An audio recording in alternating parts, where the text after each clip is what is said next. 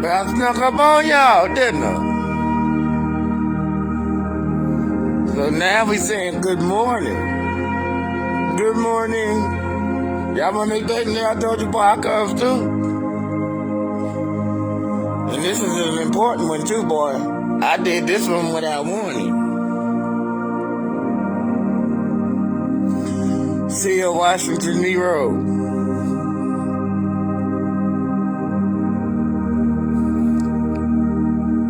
Jim Dandy, good morning to all my dandelions out there. I'm just playing, y'all. Hey, if it's one thing about me I want y'all to remember is this. I'm just a nobody trying to tell everybody about somebody who can save anybody. Do you understand what I said there? I almost said that out loud. I'm going to leave that alone. But anyways, good morning. It's been a minute, but this will be episode number 2, the second installment to my new series, Diary of a Seer.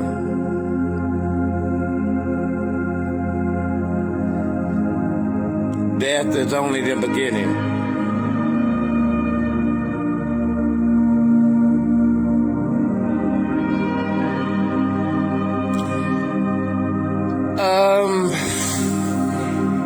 I guess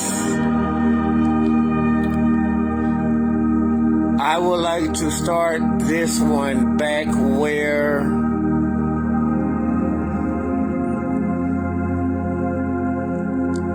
I believe would be the origin point, or would be the point in my life where I began to awake, where I began to wake up, where I began to get out.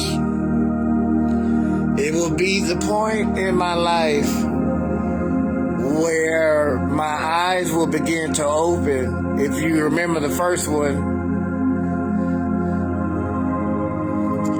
I told you I come into the knowledge of doing that everything that I had knew in life from before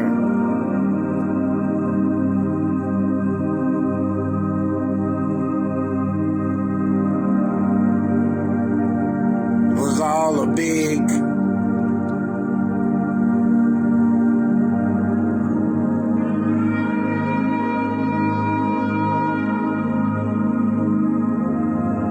I don't know how to explain that kosherly, but this will be the point where I will begin to step out of the land of make-believe and start to open my eyes be opened up to the truth of things. You know, they say that when you begin to awake, it can be one of a couple things that triggers an awakening.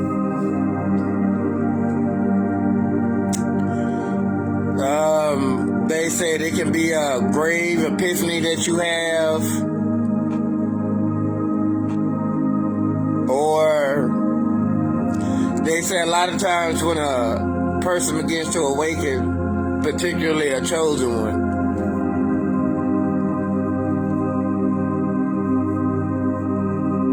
is due to some type of catastrophic event in a person's life. And unfortunately for me, I did not have a great epiphany. It was a catastrophic event that took place in my life that was the onset of the beginning of my eyes opening.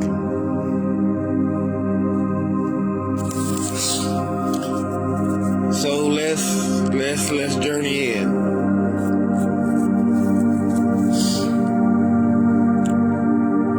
It was June 1st, 2016.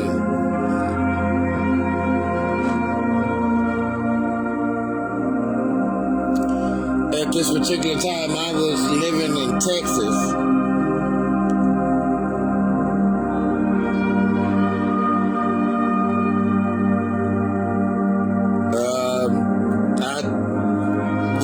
Me and my family, we were living, everything was all right. We lived in an old country town. We stayed on about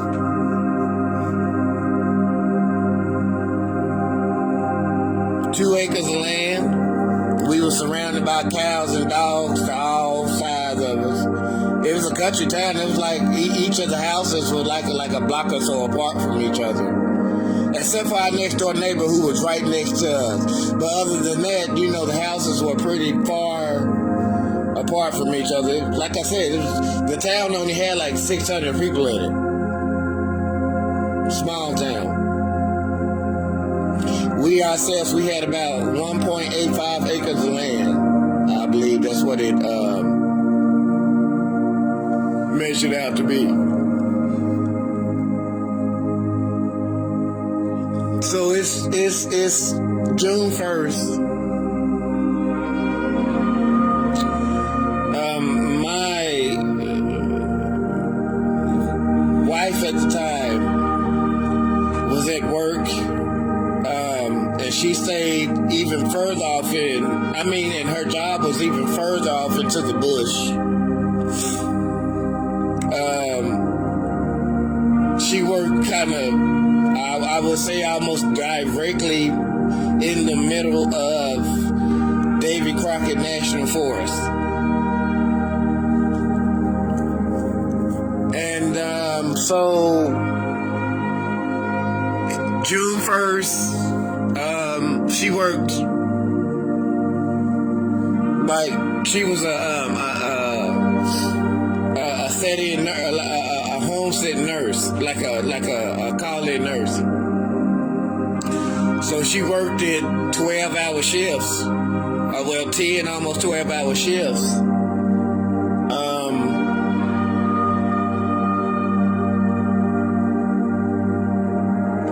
So I normally would have to pick her up around like 7:30, 8 o'clock, almost 9 o'clock at night, just depending on when her client made it home from work. Little did I know that this would be the day that would change my life forever. So let's start a timeline. About 6:30, 7 o'clock, I start to prepare, because where we live and where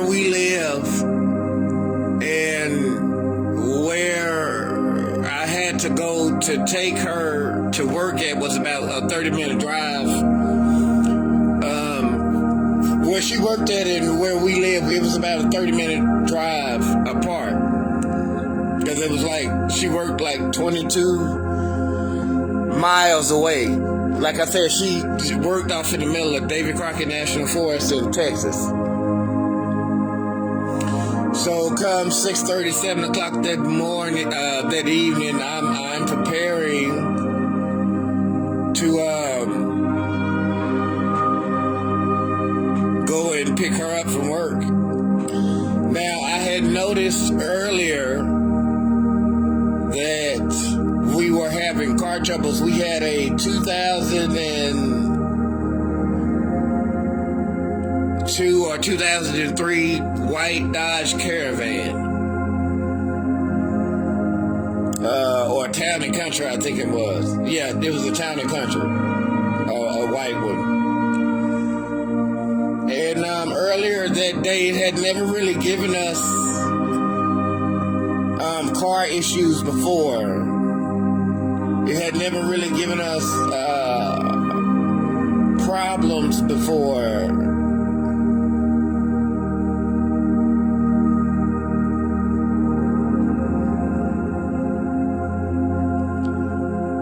But on this day, it started showing signs of giving issues. So I had, about 6:37, knowing that she gets off at 8. I normally would leave out about 7:45, 8 o'clock, get there about 8:30.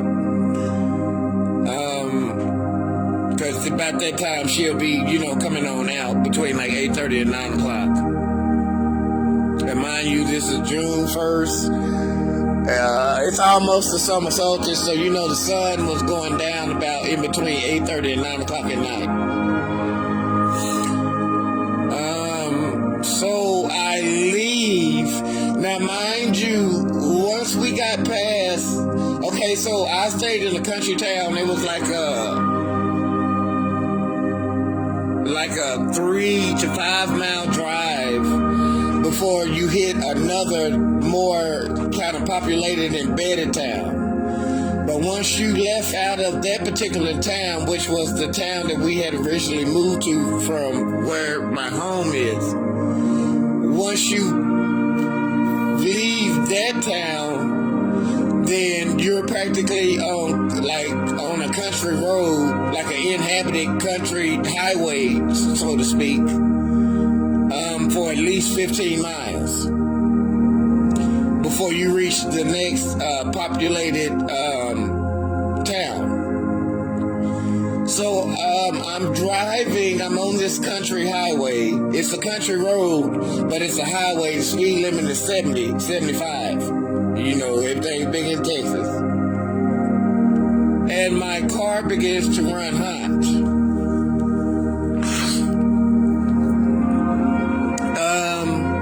And so it runs hot, it stops, and it does this to me twice before I get close to her. Actually, as I'm getting close to her, it ran hot and stopped, and I actually had one of the Texas Rangers. I should have knew something was up then. I had a Texas Ranger actually stop and pull over and help me and got me some water. He took me off into the next town, which would be Kennard, Texas. Got me some water for my car, brought me back to my car, and kind of, and helped me get my car running again. And so it's running again. By this time, it's about 8 o'clock. It's just about almost dark, if not going dark. So I finally turned on the country road. I'll never forget it. I turned on the country road, which is another highway, another country highway, because like I said, once you turn on that country road from the highway that I was at, you have to travel up another 5-6 miles before you reach to, my former wife's place of employment. So I get on the road. By this time, it's about 8:20, 8:30. It's getting pretty dark.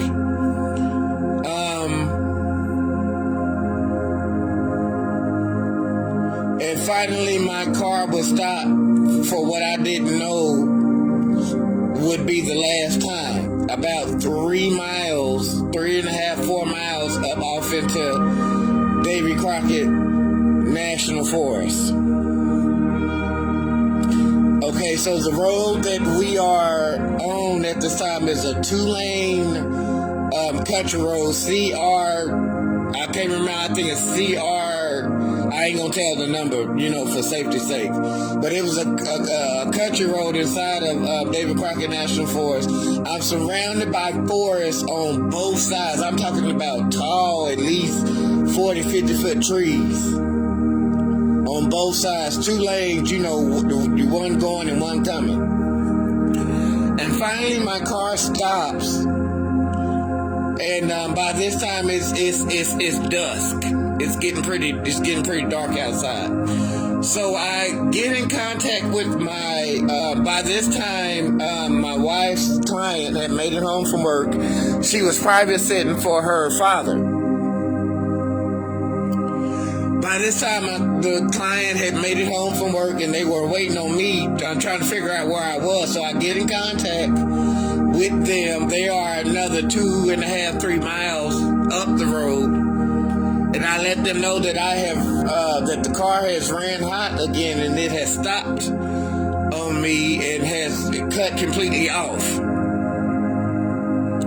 I believe that the motor was on its way to locking up at this moment. So I get out the car. Now, mind you, my van, it's a van, it's still sitting in the road.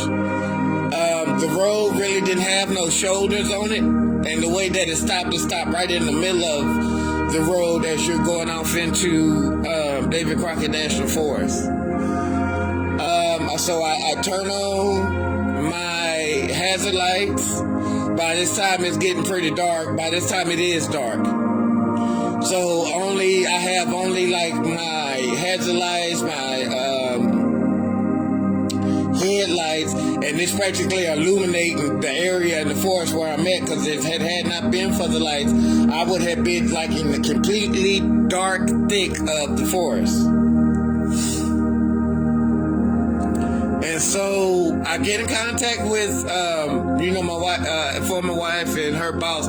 Her boss brings water down, or in antifreeze and stuff like that, down to the site where I was at.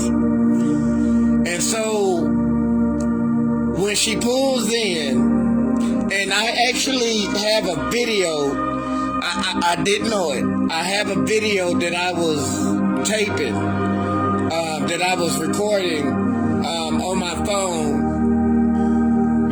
I was playing around like you would never see a black person do this in the middle of a forest ever, but I did it. I was walking through the middle of the forest. I walked a pretty good ways away from my van. It's completely pitch black dark outside. I was making a video, but what I didn't know was what was about to happen. So my former wife's boss, she comes down, she brings the water and antifreeze and stuff. And so I'm sitting in the middle of the road on the right side of the road, the incoming road off into David Crockett National Forest. And she parks in front of me, right? So if you're facing north to south, because this is how this road was, she's facing to the south of me, I'm facing to the north. She pulls up in front of me as if like she was giving my car a jump. And she signs her headlights on, and so I'm in between her car, which was a later model, like 2012, 2013 Ford Taurus, and my 2002, 2003 Town and Country van.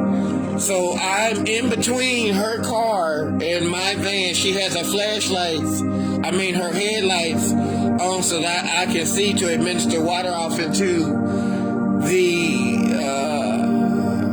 into the automobile in hopes of getting it back together. And what would happen next would shock everyone. What we did not know was there was a lady that was on her way. She was a nurse from a major hospital and she was on her way home. She was tired, and apparently she must have been on her phone, wasn't paying attention. This type of stuff that had happened to me normally wouldn't happen on this road, so I can understand, she just getting off work, she's checking everything, she's on the road, on the country road, on her way to her house. And apparently she was paying attention to her phone and did not see my hazard lights, so she's driving 65, 70 miles an hour in which would have been like a 2016, I believe, Suburban, GMC Suburban. And she did not see my hazard lights. So while I was standing in between my former wife's boss's car and my van, she slams into the back of my van, thus crushing me in between my van and my former wife's boss's car. Mind you, this is 8:30, 8:45, 9 o'clock at night. It's completely pitch black dark in the middle of Davy Crockett National Forest. I'm sitting in between my van, the motor. I need you to listen to the schematics of what I'm about to tell you. This is why I say this shocked people across the board. My motor on my van was perhaps on its way to locking up. I'm in park. She slams off into the back of my van. The police report said that there were no skid marks in the road because they had to come out and do an accident report. There were no skid marks in the road, which means that when she hit me, she hit full force, no brakes, 70 miles per hour in the back of my van. And it hit me, my face slammed up against the engine of the car, and then it knocked me back over the car of my former wife's boss's car. She hit the van so hard to where it knocked the van about 60 feet up off into the forest. The only thing, what stopped the van was a tree that it had ran into from the side.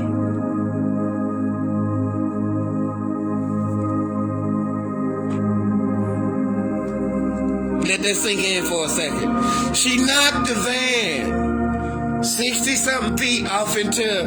I have video of this. I have pictures of this accident.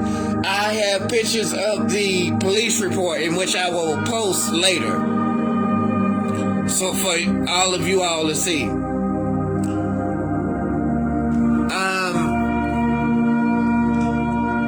The story is told that my former wife's boss, all she can remember was she was about to get out the car. She had turned sideways and was about to, with her knees, you know, on the outside of the car. She was still sitting in the car. And she said, as when she opened up the door and turned to the side to get out, she said when the accident happened, something came flying by and hit her door and smashed her knee. She had to go. She also went off into the emergency room, you know, for her knees being hit. And something smashed her door and closed her back off into the car. And we found out later that that would have been my body flying over her car, hitting her door, and landing in the back of her car.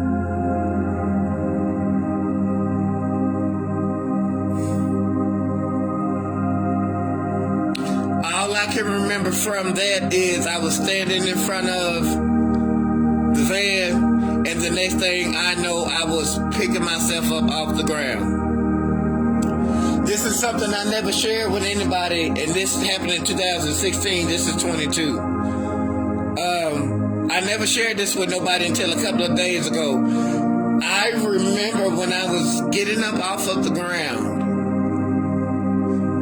that I could see like light illuminating from my body. And it was like sparks and like flashes of light all the way around me. And it was like a real bright glow that was like coming from my hands, coming from my eyes, coming out of my mouth. And like flashes, looked like lightning bugs was flying around me as I was picking myself up off the ground. And so after that, the lady that had hit us, it totally totaled her Suburban. The front end of her, now mind you, this is a GMC full body Suburban. It totally totaled the total front of her Suburban out. I'm gonna show y'all the pictures. If you think about look up a 2002 Dodge Caravan, the complete backside of my van was completely smashed in all the way up off into the front seat. I got pictures of it I can show you.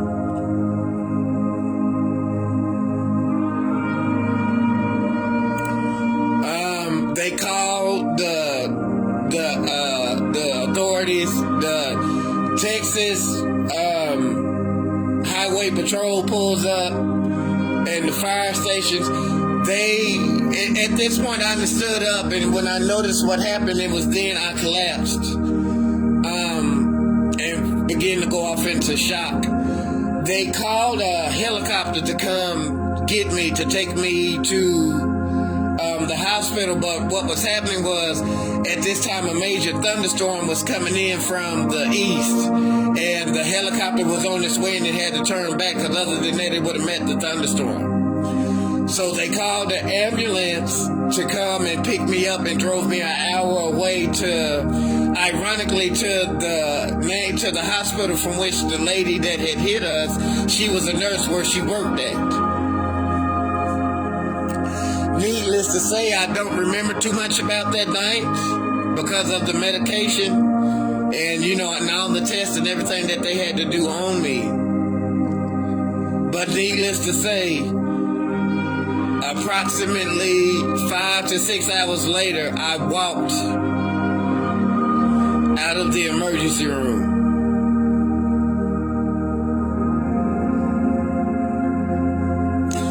The doctors, the nurses, everybody was astounded that, number one, it didn't kill me. That, number two, that I wasn't smashed in between, the car. Mind you, my van, and it towed the whole back end of that van up. It totaled the front end of her Suburban. And I was smashed in between it and the Ford Taurus, knocked over. We went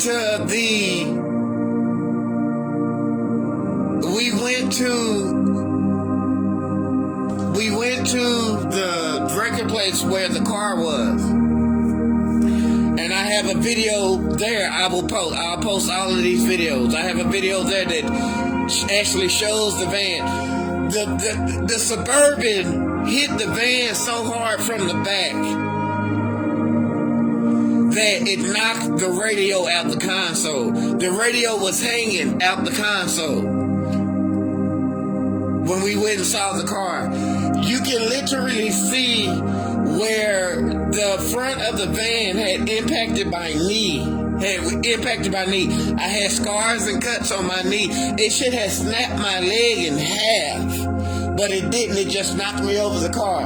You can see where my face had hit up against the engine, and it had ripped up all of the engine insulation and kind of dented right there where the fuel intake system will go. I still to this day kind of have like a clot in my bottom lip where my face had impacted the engine.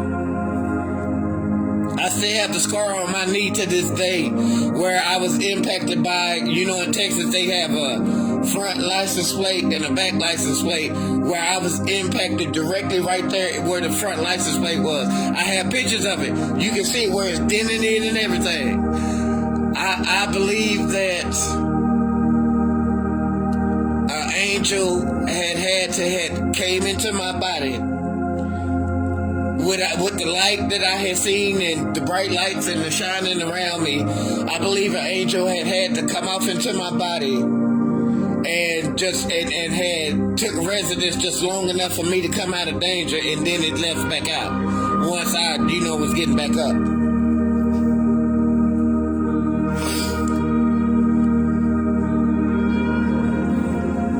My mother would drive 7-8 hours from my hometown to come and see me.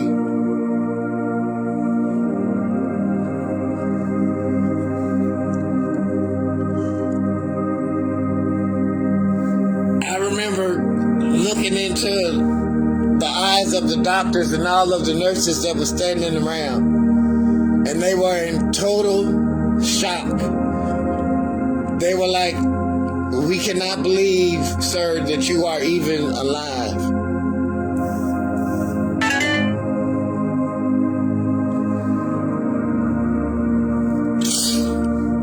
But they released me, and I walked out of the emergency room some 5 hours later.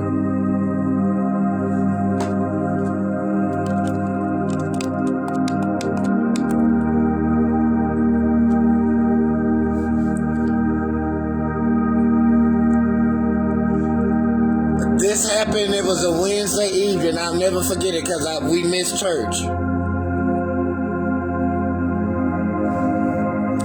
That Friday evening, my mother arrived. That Saturday evening, which I believe would be the beginning of my awakening, I started to have the feelings of my lungs. I couldn't breathe, and my chest got real heavy. We thought that my lungs was starting to collapse in. That a lung had collapsed from the impact. So they rushed me 30 minutes away to the emergency room, and when they got there and they did all their checks and did another MRI or did another CAT scan, and they've seen that I was actually okay.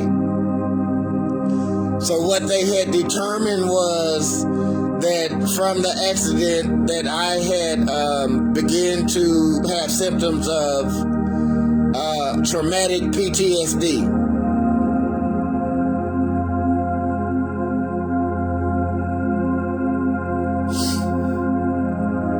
And that would be the beginning of my eyes beginning to open up to things that was going on around me,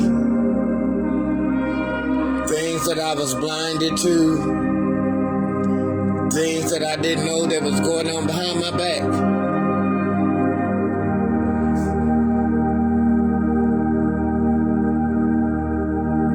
I remember going to Walmart, and this was after, like 2 weeks after the wreck. And I was walking around Walmart, and all of a sudden I just got stuck and just was overcame with a grinching fear. So much so that I had to call my ex-wife. I'm like, "I'm scared. I'm in the middle of Walmart and I'm stuck." And she like just kind of talked me through it, and I finished shopping, and and she said, "Just get on back here to the house. I got you took care of." Little did I know that what I thought was PTSD episodes was my eyes beginning to open up to a deeper reality of things that was happening around me.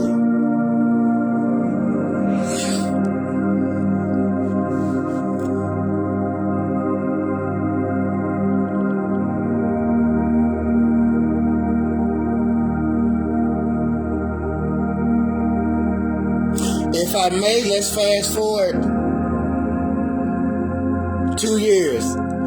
It's September 1st, 2018. By this time, me and my wife had separated. I had moved from Texas back home. It's September 1st. I have a new lady friend. We were at a very popular intersection here in my hometown.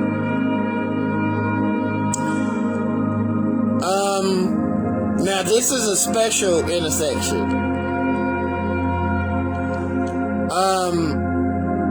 This intersection would be where I-44 and Route 66 would separate here where I live, and I-44 would take its route, but Route 66 would turn from a highway into a normal road. So we're at a McDonald's getting something to eat.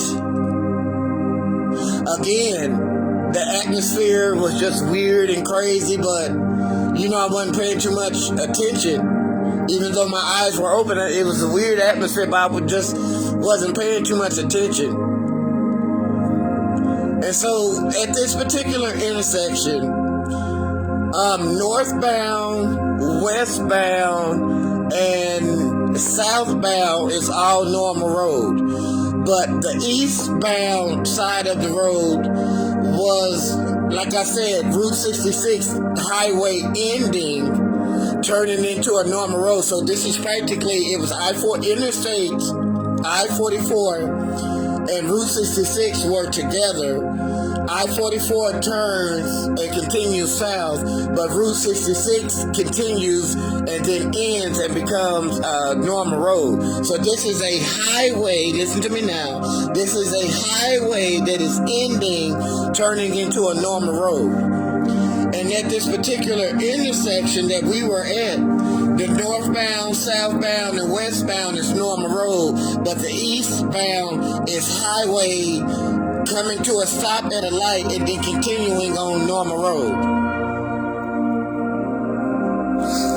And so we pull out of McDonald's.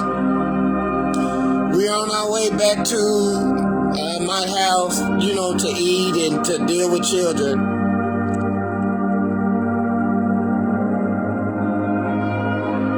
We are at the stoplight.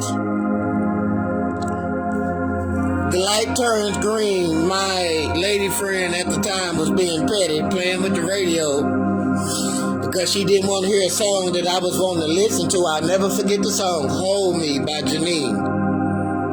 I was listening to it. And what would happen next? Again, would change my life again forever. She pulls out off in the intersection, and there's two young ladies that was coming from the club or whatever, because this was like 1 o'clock at night when this one happened.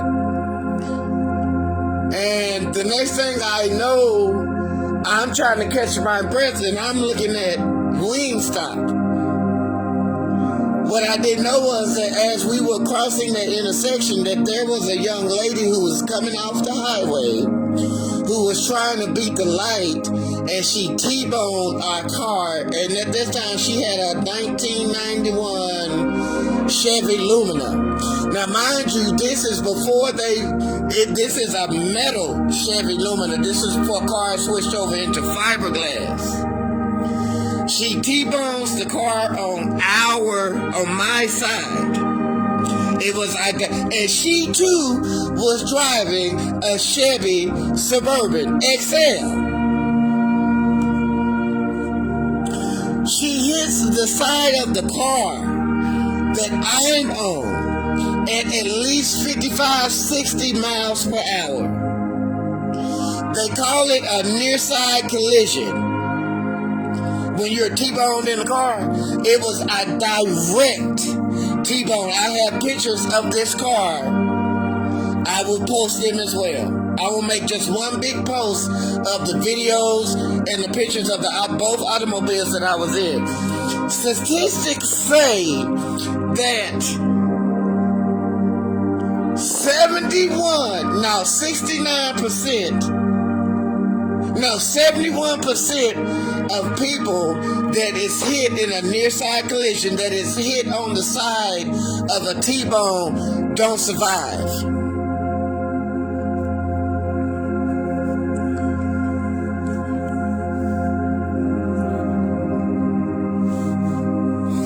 I was pinned in the car on top of the fact that it hit the car so bad that it locked all the doors, and my window at the time was the only window that was open. It was 6 people in the car, 3 people in the back, 3 people in the front. The kids that were in the back, it was 2 little ones, 2 teenagers, and then 2 grown people. The 2 teenagers were able to get out pretty good. The 2 kids had to crawl over me to get out of my window. I was locked into, my leg was pinned off into the car where the Suburban had smashed into the car and had me smashed off into the car. I was locked in and pinned. The fire department came and the police was there and the EMTs were there, and they were trying their best any which way. Now, mind you, this is almost 2 years to the exact date from the wreck I had before. I was just really recuperating from that wreck. And here I am having this one again. Should have died in this one. They say people don't make it. 69 to 71% of the people that get near side collided die. I was pinned off into the car. They were trying to wiggle and get me out because my leg was pinned off into the wheel well. And they almost had made the decision to call the jaws of life and to cut me out. But they got that side door open on the other side, and the EMTs had got up off in the car and they worked with me and turned me a certain way because they had to keep my back and neck straight, and they pulled me on out. Make a long story short, 4 hours later, I walked out of the emergency room.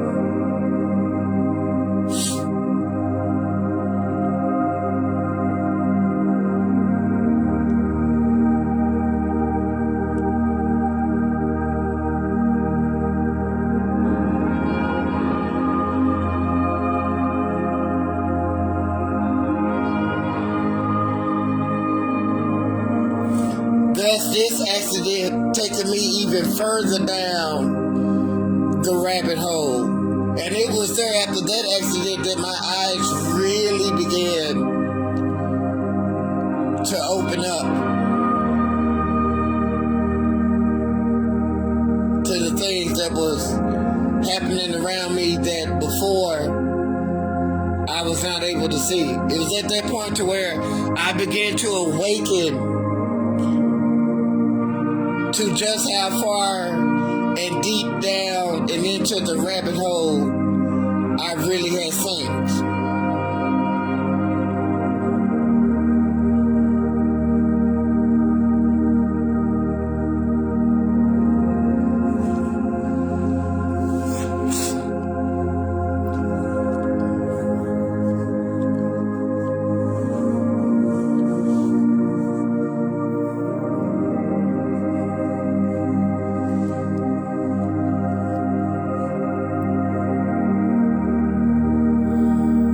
I think I'll leave it there.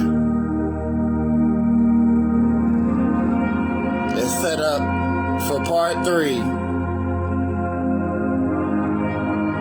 which should have originally been episode 2, but I'll leave it right there. Which this story right here is the prelude to part 3, Diary of a Seer. Episode 3, When Love Don't Love You Back.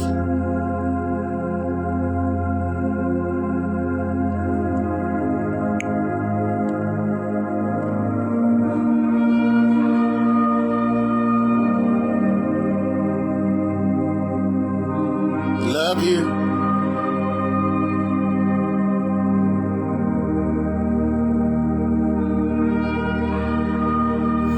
Diary of a Seer. Another entry.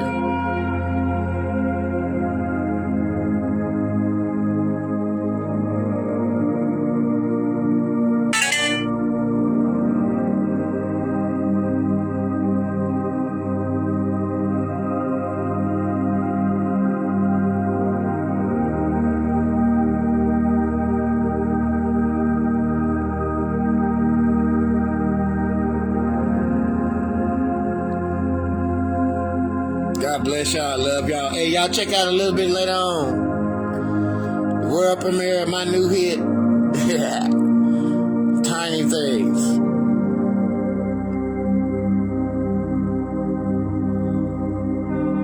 Logan, Seer, Washington, Quincy, Nero, Jim Dandy.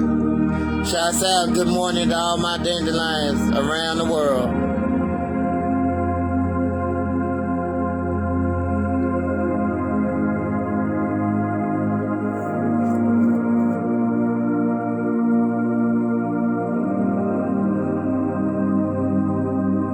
Love y'all. Kisses. All I can say, if it had not been for the Lord who was on my side, where would I be? As you see, there was 2 particular accidents where I both should have died immediately, but God kept me for such a time as this.